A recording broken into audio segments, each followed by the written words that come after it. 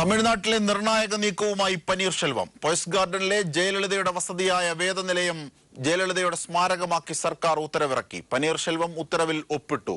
ശശികലയെയും സംഘത്തെയും വേദനിലയത്തിൽ നിന്ന് ഒഴിപ്പിക്കാൻ ഉടൻ നിർദ്ദേശം നൽകുമെന്നാണ് സൂചന. അതേസമയം ശശികലയുടെ ക്യാമ്പിൽ നിന്ന് കൊഴിഞ്ഞുപോക്ക് തുടരുന്നു. 2 എംപിമാരും 1 മന്ത്രിയും പനീർശെൽവത്തിന് പിന്തുണ അറിയിച്ചു. അണ്ണാ DMK പുതുച്ചേരി ഘടകവും പനീർശെൽവത്തിനൊപ്പമെന്നാണ് സൂചന. കാഞ്ചീപുരത്തെ റിസോർട്ടിലെത്തി MLA-മാരെ കണ്ടെത്തി കാഞ്ചീപുരം DYSP അറിയിച്ചിട്ടുണ്ട്. സ്വന്തം ഇഷ്ടപ്രകാരമാണ് റിസോർട്ടിൽ താമസിക്കുന്നതെന്ന് MLA-മാർ മൊഴി നൽകിയതായും DYSP പറഞ്ഞു. ഉത്തർപ്രദേശ് നിയമസഭയിലേക്കുള്ള ആദ്യഘട്ട വോട്ടെടുപ്പ് പുരോഗമിക്കുന്നു. സംസ്ഥാനത്തിന്റെ പടിഞ്ഞാറൻ മേഖലയിലെ 73 മണ്ഡലങ്ങളിലേക്കാണ് വോട്ടെടുപ്പ് തുടരുന്നത്. ആദ്യ മണിക്കൂറുകളിൽ 25% പോളിംഗ് രേഖപ്പെടുത്തി. പോളിംഗ് ബൂത്തിൽ തോക്കുമായെത്തിയ BJP നേതാവ് സംഗീത് സോമന്റെ സഹോദരൻ ഗഗൻ സോമനെ പോലീസ് കസ്റ്റഡിയിലെടുത്തു. നരേന്ദ്രമോദിക്കെതിരെ തിരിച്ചടിച്ച് രാഹുൽ ഗാന്ധി. മറ്റുള്ളവരുടെ കുളിമുറിയിൽ എത്തിനോക്കുന്ന ഒളിഞ്ഞുനോട്ടക്കാരനാണ് മോദിയെന്ന് രാഹുലിന്റെ പരിഹാസം. മൻമോഹൻ സിംഗ് മഴക്കോട്ടിട്ട് കുളിക്കുന്നയാളാണെന്ന പരാമർശത്തിന്റെ മറുപടിയാണ് രാഹുൽ നൽകിയത്. हिंदुस्तान में करोड़ों किसान हैं जो इस पैसे का प्रयोग कर सकते थे. नरेंद्र मोदी जी इन सब चीजों में फेल है.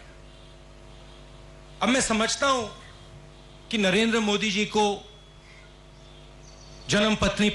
जन्मपत्री पढ़नी अच्छी लगती है, गूगल सर्च करना अच्छा लगता है और लोगों के बाथरूम में झांकना अच्छा लगता है. वो चीजें वो अपने फ्री टाइम में करें, शाम को करें, मगर मेन प्रधानमंत्री का काम होता है रोजगार का सवाल, सिक्योरिटी का सवाल, किसानों का सवाल.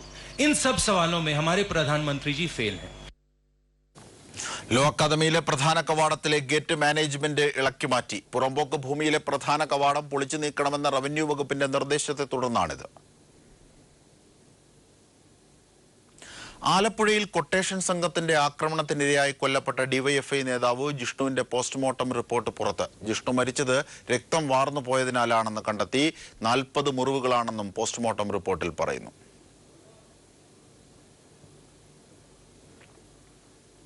ഫാസിസ്റ്റുകൾ മനഃപൂർവ്വമായി അസഹിഷ്ണുത സൃഷ്ടിക്കുന്നതായി സംവിധായകൻ കമൽ. അസഹിഷ്ണുതയുടെ ചിഹ്നങ്ങളായി സെൻസർ ബോർഡ് മാറുന്നുവെന്നും വികലമായ സെൻസർ നിയമങ്ങളാകും വരും നാളുകളിൽ കാണാൻ പോകുന്നുവെന്നും കമൽ പറഞ്ഞു. വർദ്ധിച്ചു വരുന്ന അസഹിഷ്ണുതയ്ക്കെതിരെ ശക്തമായ നിലപാട് വ്യക്തമാക്കിയായിരുന്നു സംവിധായകൻ കമൽ സംസാരിച്ചത്.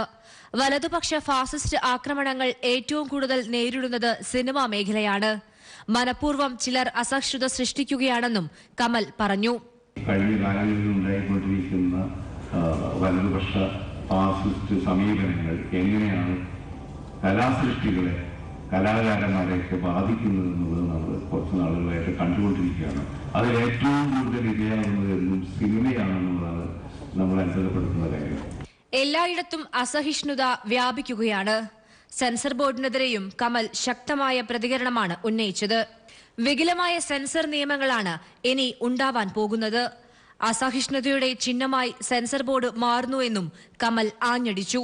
വളരെ വികലമായ ഒരു സെൻസർ നിയമങ്ങളാണ് ഇവിടെ ഉണ്ടായി വരാൻ പോകുന്നത്. അതിൽ ഈ കൂട്ടിച്ചേർക്കലുകൾ എന്തൊക്കെ വരുമെന്ന് നമ്മൾ സംശയിക്കേണ്ടിയിരിക്കുന്നു. അസഹിഷ്ണുതയുടെ ഏറ്റവും വലിയൊരു ചിഹ്നമായി തന്നെ സെൻസർ ബോർഡ് മാറുന്നു എന്നുള്ളത് അവിടെ കഥ കഴിയുകയാണ് സിനിമയുടെ. നാവു മാത്രമല്ല തലച്ചോറും ഇൻഷൂർ ചെയ്യപ്പെടുന്ന കാലമാണ് ഉള്ളത്.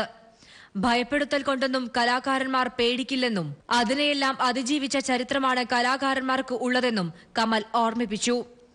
കോഴിക്കോട് നടക്കുന്ന അന്താരാഷ്ട്ര ഫിലിം ഫെസ്റ്റിവൽ ഉദ്ഘാടനം ചെയ്ത് സംസാരിക്കുകയായിരുന്നു കമൽ. News bureau, Kozhikode. വാർത്തകളിലേക്ക്. മുൻ കേന്ദ്രമന്ത്രിയും MP-യുമായ E. അഹമ്മദിന്റെ മരണത്തിൽ മനുഷ്യാവകാശ കമ്മീഷൻ ഇടപെടുന്നു. മൃതദേഹത്തോട് അനാദരവ് കാണിച്ചതിൽ കമ്മീഷൻ ദില്ലി പോലീസ് കമ്മീഷണർക്കും RML ആശുപത്രി അധികൃതർക്കും നോട്ടീസ് അയച്ചു. അടച്ചുപൂട്ടിയ Kollam Oyoor Travancore college of engineering തുറക്കണമെന്നാവശ്യപ്പെട്ട് SFIയുടെ നേതൃത്വത്തിൽ വിദ്യാർത്ഥികൾ നടത്തിയ ഉപരോധ സമരം താൽക്കാലികമായി അവസാനിപ്പിച്ചു. ജില്ലാ കളക്ടറുമായി വിദ്യാർത്ഥികൾ നടത്തിയ ചർച്ചയിൽ തിങ്കളാഴ്ച കോളേജ് തുറക്കുന്നത് സംബന്ധിച്ച് അന്തിമ തീരുമാനം എടുക്കുമെന്ന് ഉറപ്പ് നൽകിയതിനെ തുടർന്നാണ് സമരം അവസാനിപ്പിച്ചത്. പ്രശ്നം പരിഹരിച്ചില്ലെങ്കിൽ ചൊവ്വാഴ്ച മുതൽ അനിശ്ചിതകാല സമരം കളക്ടറേറ്റ് പടിക്കൽ ആരംഭിക്കാനാണ് SFIയുടെ തീരുമാനം. ഉദ്യോഗസ്ഥരുടെ പിടിവാശിയിൽ റെയിൽപാത ഇരട്ടിപ്പിക്കൽ വൈകുന്നു. സ്ഥലമുടമകൾക്ക് അർഹമായ നഷ്ടപരിഹാരം നൽകാതെ സ്ഥലം ഏറ്റെടുക്കാനുള്ള റെയിൽവേയുടെ ശ്രമമാണ് പാത ഇരട്ടിപ്പിക്കലിന് തടസ്സമാകുന്നത്. കോട്ടയം ജില്ലയിലെ മുട്ടമ്പലം വില്ലേജിലെ 100ഓളം കുടുംബങ്ങളാണ് ഇതോടെ ദുരിതത്തിലായിരിക്കുന്നത്. അപകടാവസ്ഥയിലായ വാഹന ഗതാഗതം നിരോധിച്ച ഏനാത്ത് പാലത്തിന് പകരം ബെയ്ലി പാലം നിർമ്മിക്കുന്നതിനുള്ള സ്ഥല നിർണയത്തിനായി ഉദ്യോഗസ്ഥരെത്തി. മദ്രാസ് റെജിമെന്റിന് കീഴിലുള്ള എഞ്ചിനീയറിംഗ് വിഭാഗം ഉദ്യോഗസ്ഥരാണ് സ്ഥലത്തെത്തിയത്. പൊതുമരാമത്ത് മന്ത്രി ജി സുധാകരൻ കേന്ദ്രത്തോട് ആവശ്യപ്പെട്ടതിനെ തുടർന്നാണ് ബെയ്ലി പാലം നിർമ്മിക്കാൻ തീരുമാനിച്ചത്. വയനാട്ടിൽ നടക്കുന്ന 26ാമത് KSTA സംസ്ഥാന സമ്മേളനം ഇന്ന് സമാപിക്കും. സമ്മേളനത്തിന്റെ ഭാഗമായി കൽപ്പറ്റയിൽ നടന്ന പൊതുസമ്മേളനം വ്യവസായ മന്ത്രി AC മൊയ്തീൻ ഉദ്ഘാടനം ചെയ്തു. മന്ത്രിമാരായ കടകംപള്ളി സുരേന്ദ്രൻ, കടന്നപ്പള്ളി രാമചന്ദ്രൻ തുടങ്ങിയവരും സമ്മേളനത്തിന്റെ 2ാം ദിനത്തിൽ പങ്കെടുത്തു. ലാഭത്തിൽ പ്രവർത്തിക്കുന്ന കേന്ദ്ര പൊതുമേഖലാ സ്ഥാപനമായ BEML സ്വകാര്യവൽക്കരിക്കുന്നതിനെതിരെ പ്രതിഷേധം ശക്തമായി. കഞ്ചിക്കോട്ടെ കമ്പനിക്ക് മുന്നിൽ ജീവനക്കാരുടെ സത്യാഗ്രഹ സമരം തുടരുകയാണ്. കുത്തകളെ സഹായിക്കാനാണ് ചുളുവിലയ്ക്ക് കമ്പനിയുടെ ഓഹരികൾ വിറ്റഴിക്കുന്നതെന്നാണ് ജീവനക്കാരുടെ ആക്ഷേപം. ഒരു പതിറ്റാണ്ടുകാലം തരിശായി കിടന്ന കോതമംഗലത്തെ മഞ്ചാടിപ്പാടം യുവാക്കളുടെയും കർഷകരുടെയും ശ്രമഫലമായി കതിരണിഞ്ഞു. 100 മേനി വിളഞ്ഞ മഞ്ചാടിപ്പാടത്തെ കൊയ്ത്തുദ്ഘാടനം നാടിന്റെ ഉത്സവം കൂടിയായി മാറി. ആന്റണി ജോൺ MLA-ക്കൊപ്പം വിവിധ മത നേതാക്കളും കതിർ കൊയ്യാൻ അണിനിരന്നപ്പോൾ മഞ്ചാടിപ്പാടം മതേതര കൂട്ടായ്മയുടെ കൂടി ഇടമായി.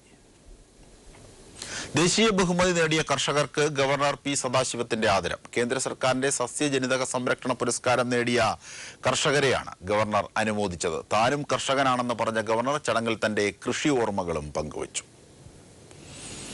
ബഹ്റൈനിൽ ആവേശമായി മുഖ്യമന്ത്രി പിണറായി വിജയൻ. മുഖ്യമന്ത്രിയുടെ ഓരോ പരിപാടികളിലും വൻ ജനക്കൂട്ടമാണ് എത്തുന്നത്. ഉജ്ജ്വലമായ സ്വീകരണമാണ് ബഹ്റൈൻ ഭരണകൂടവും മുഖ്യമന്ത്രിക്ക് ഒരുക്കുന്നത്. ഇടുക്കിയിൽ കശ്മീരി കരകൗശലശാലയിൽ നിന്നും ആഭരണങ്ങൾ മോഷ്ടിച്ച് 2 കാശ്മീരികളെ പോലീസ് അറസ്റ്റ് ചെയ്തു. ജമ്മു മാഗം സ്വദേശികളായ ഇർഫാൻ ഹുസൈൻ, അജാം അബ്ദുൽ റഷീദ് ലോൺ എന്നിവരാണ് അറസ്റ്റിലായത്. 90 ലക്ഷം രൂപയുടെ കരകൗശല വസ്തുക്കളാണ് ഇവർ മോഷ്ടിച്ച് കടന്നുകളയാൻ ശ്രമിച്ചത്. തിരുവനന്തപുരം യൂണിവേഴ്സിറ്റി കോളേജിൽ യുവാവിനെ മർദ്ദിച്ചത് SFI-ക്കാർ അല്ലെന്ന് ദൃക്സാക്ഷികളായ വിദ്യാർത്ഥിനികൾ. യൂണിവേഴ്സിറ്റി കോളേജിൽ പെൺസുഹൃത്തുക്കൾക്കൊപ്പം എത്തിയ യുവാവിനെ SFI-ക്കാർ മർദ്ദിച്ചു എന്നായിരുന്നു പരാതി. മോശം സാഹചര്യത്തിൽ ക്ലാസ് മുറിക്കുള്ളിൽ കണ്ട വിദ്യാർത്ഥികൾ തങ്ങളെ അധിക്ഷേപിച്ചതായി വിദ്യാർത്ഥിനികളായ സൗമ്യയും ആതിരയും ബബിതയും വാർത്താ സമ്മേളനത്തിൽ പറയുകയായിരുന്നു. വിവാദമായ വയനാട് കാട്ടിക്കുളം ആലത്തൂർ എസ്റ്റേറ്റ് ഏറ്റെടുക്കുന്നതിനുള്ള നടപടികൾ സർക്കാർ ആരംഭിച്ചു. 211 ഏക്കർ ഭൂമി സർക്കാരിന് ഏറ്റെടുക്കാം എന്ന AG-യുടെ നിയമോപദേശത്തെ തുടർന്നാണ് നടപടി. ഡച്ച് പൗരൻ എഡ്വേർഡ് വാനിങ്ങിന്റെ മരണശേഷം അനന്തരാവകാശികൾ ഇല്ലാതിരുന്ന ഭൂമിയാണ് സർക്കാർ ഏറ്റെടുക്കുന്നത്. അതിജീവനത്തിന്റെയും പ്രതിരോധത്തിന്റെയും കലാവിഷ്കാരമാണ് കവിതയെന്ന് ഉദ്ഘോഷവുമായി കാവ്യോത്സവം. 150ഓളം കവിതകൾ ഒത്തുചേർന്ന ഈ അപൂർവ കവി സംഗമത്തിന് ആതിഥ്യമൊരുക്കിയത് Kanhangad Nehru arts and science കോളേജിലെ സാഹിത്യവേദിയാണ്. അധികാര കേന്ദ്രങ്ങളോട് സത്യം വിളിച്ചു പറയാനുള്ള മാധ്യമം കൂടിയാണ് കവിതയെന്ന് കാവ്യോത്സവം ഉദ്ഘാടനം ചെയ്ത് കവി സച്ചിദാനന്ദൻ പറഞ്ഞു.